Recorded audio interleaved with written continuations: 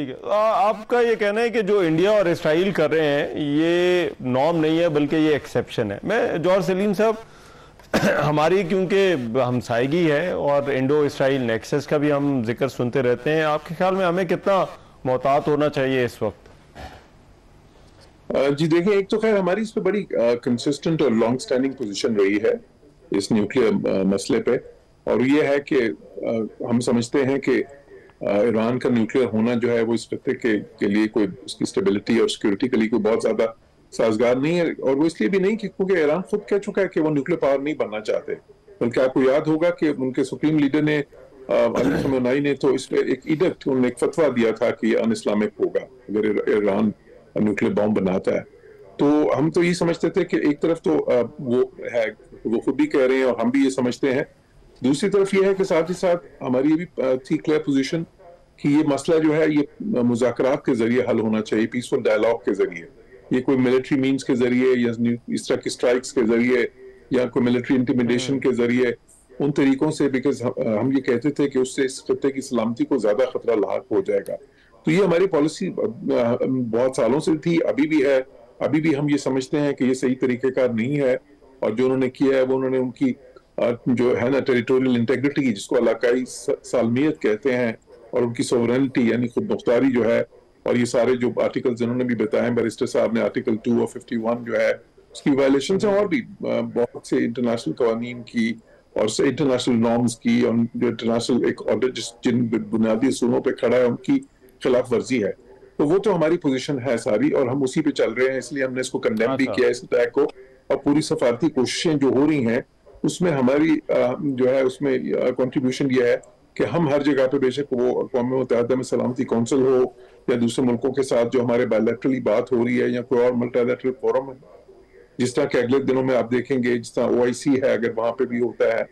یا اور کسی ملٹی لیٹرل فورمز پہ، اس میں پاکستان کی یہی ہوگی کہ بات جنگ بندی کی طرف جائے اور اسی طرف کہ یہ پیسفل مینز کے تھرو حل ہو چیز۔ لیکن اب ایک چیز اور میں اس پہ کہوں گا، لیکن آپ کو لگتا ہے کہ یہ معاملہ جو ہے وہ، کیونکہ جو اسرائیل اور امریکہ کے کنیکشن ہے، یہ جنگ کہیں امریکہ کو دوبارہ سے اس خطے میں نہ لے آئے؟ دیکھیے میرا خیال ہے کہ اگر یہ جنگ زیادہ طویل ہوتی ہے تو میرا خیال تھوڑا سا مختلف ہے، جو ہے بیرسٹر صاحب سے، میرا خیال ہے کہ وہ ایران کے لیے کوئی اتنا اچھا نہیں ہوگا، کیونکہ ایران کی جو آپشنز ہیں اس میں جو رینج آف آپشنز ان کے پاس ہے، ایک تو یہی ہے کہ ظاہر ہے وہ میزلز اور جو پروجیکٹائلز ہیں لانچ کرتے جائیں اور وہ اسرائیل کو زیادہ سے زیادہ نقصان پہنچائیں اور ان کے لیے کاسٹ جو ہے اس کا بڑھاتے جائیں، ایک یہ آپشن ہے۔ دوسری آپشن یہ ہے کہ وہ آپ ہی گزرگاہیں بند کر دیں یہاں پہ، جو ہے نا یہ اسٹریٹ آف ہارمز وغیرہ، وہ بہت خطرناک آپشن ہوگا، بیکاز اگر وہ کریں گے تو ان کے اپنے جو حلیف ہیں جس طرح چائنا، ان کے لیے بھی اچھا نہیں ہے، ہمارے لیے بھی نہیں، بہت سارے ملکوں کے لیے، اور وہ پھر سفارتی جو حمایت ان کو حاصل ہے شاید اس میں سے بھی وہ کچھ کھو دیں۔ تیسرا یہ ہے کہ آپشن کہ وہ اگر ان بیسس پہ حملہ کر دیں جو امریکہ کی خطے میں، کیونکہ امریکہ اتنا زیادہ سپورٹ کر رہا ہے اسرائیل کو، تو اس صورت میں پھر امریکہ ڈائریکٹ آ جائے گا، بالواسطہ طور پہ اس جنگ میں شامل ہو جائے گا، تو وہ بھی کوئی اتنی اچھی آپشن نہیں ہوگی، ان کے لیے زیادہ خطرات پیدا کرے گی۔ میرا خیال ہے اس میں سب سے اہم رول جو میں دیکھ رہا ہوں اب وہ اس کے بعد سے وہ ہوگا، ایک طرف تو یہ کہ امریکہ اس جنگ میں ڈائریکٹلی آتا ہے کہ نہیں، ایک چیز، دوسرا یہ کہ چین کا، چائنا کا اور رشیا کا رول کیا ہوگا، کہ ابھی کیا وہ صرف سفارتی طور پہ ہی اپنا پریشر کریں گے اور اپنا جو ہے ان کا کلاؤٹ ہے دنیا میں اس کو استعمال کریں گے کہ اس کو کہیں جنگ بندی کی طرف یہ بات جائے، یا وہ کسی سٹیج پہ کیا وہ جو ہے نا سپورٹ کریں گے تھرو ملٹری مینز یا کوئی اور، یا آج کل تو یہ نا انٹیلیجنس سپورٹ بھی آپ دے سکتے ہیں، ہم ثابت ہو سکتی ہے، جس طرح جو ان کے چائنا کے اور رشیا کے بہت سارے نا ان کے وہ ہیں سیٹلائٹس ہیں، وہاں سے وہ ایسی ریئل ٹائم انفارمیشن دے سکتے ہیں جو ان کے میزائلز کی فار ایگزامپل ان کی پریسیشن بہتر بنا سکتی ہے، اور بھی بہت ساری اس طرح کی چیزیں ہیں جو وہ تو کیا وہ اس حد تک جائیں گے کہ نہیں، اور سفارتی سطح پہ بھی وہ کس حد تک جائیں گے، کتنا پریشرائز کریں گے۔ تو میرا خیال ہے کہ اگلے دن یا آنے والے دنوں میں ہم یہ دیکھیں گے کہ یہ سفارتی سرگرمیاں جو ہیں یہ زیادہ ہوتی جائیں گی۔ اور جوہر صاحب، آپ کو یہ بھی لگتا ہے کہ جو ایران کی جو آئسولیشن ہے ہو سکتا ہے یہ کنٹینیو کرے، کیونکہ جس طرح سے اس تنازع میں بھی بات کی جا رہی ہے، ایران کی حمایت تو ہے لیکن کوئی ایکٹیو سپورٹ اس طرح سے نظر نہیں آتی، تو نہ ہی مشرق وسطیٰ سے، نہ ہی جو ہے وہ ویسٹ سے اور نہ ہی دیگر ممالک سے. تو آپ کو لگتا ہے کہ اب ایران جو ہے وہ کوئی ڈپلومیٹک آئسولیشن کا شکار ہے اس وقت بھی؟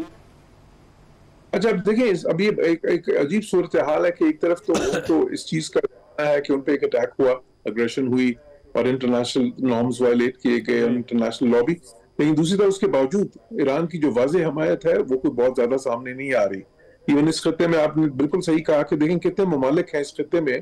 جو جو ان کو مدد دے رہے ہیں اسرائیل کو. وہ ان کے جو ایران میزائلز وغیرہ فائر کر رہا ہے وہ راستے میں کئی ملک ان کو روکنے میں, پچھلی بار بھی یہ ہوا تھا, انہوں نے مدد کی تھی اسرائیل کی. اس بار بھی دیکھیں ریفیولنگ کن ملکوں میں ہو رہی ہے, کن ملکوں میں سارا ان کی یہ اسپیس وہ یوز کر رہے ہیں. وہ ساری حمایت جو ان کی ہے, یہاں تک کہ آپ دیکھیں کہ ہندوستان کے تعلقات ان کے ساتھ اتنے اچھے تھے, لیکن ابھی اطلاعات آ رہی ہیں کہ رو بھی ایسی سرگرمیوں میں ملوث تھی کہ شاید انہوں نے انٹیلیجنس شیئرنگ اسرائیل کے ساتھ کی تھی ایران کے خلاف. تو وہ بہت سارے ملک جن کو ایران سمجھتے تھے کہ شاید وہ جو ہے نا کم از کم نیوٹرل رہیں گے یا اس طرف جو ہے ان کے خلاف نہیں جائیں گے, ان کو حمایت حاصل نہیں ہے. جو سب سے زیادہ بلکہ پاکستان نے جو اس پہ کنسسٹنٹ پوزیشن لی ہے وہ ایسی ہے اس پہ ایران کو شاید یہ میرے خیال ہے بات یاد رہے گی کہ ایسے مشکل موقع پہ پاکستان نے ایک واضح پوزیشن لی تھی. لیکن جو بہت زیادہ ریلائنس ہے ایران کی آنے والے, کیونکہ دیکھیے بیانات اور چیز ہے میرا خیال ہے اور جو ایکٹیو سپورٹ ہے وہ اور چیز ہے. میں اس میں جو راشد صاحب اس میں یہ فرمائیے گا کہ سلامتی کونسل کا ایک تو اجلاس ہوا ہے, بے نتیجہ ہوا ہے, اس میں کوئی نتیجہ نہیں نکل سکا. بنیادی مسئلہ وہاں پر وہی ہے امریکن ویٹو پاور کا. اب کچھ کانفلکٹس میں سلامتی کونسل کا کردار رہا ہے, لیکن اس معاملے میں آپ کچھ دیکھتے ہیں سلامتی کونسل آگے جا کر کچھ کر پائے گی یا نہیں؟ دیکھیں سلامتی کونسل obviously ایک کام ہے یونائٹڈ نیشنز کا جس کا کام امپلیمنٹ کرنا ہوتا ہے چیزوں کو. آپ نے آئی سی جے کا ڈیسیژن دیکھا جس میں وہ ناکام رہے اس کو امپلیمنٹ کرنے میں. اسرائیل اور غزہ کے حوالے سے ایک کلیئر ڈیسیژن تھا کورٹ کا جس کو امپلیمنٹ نہیں کیا جا سکا.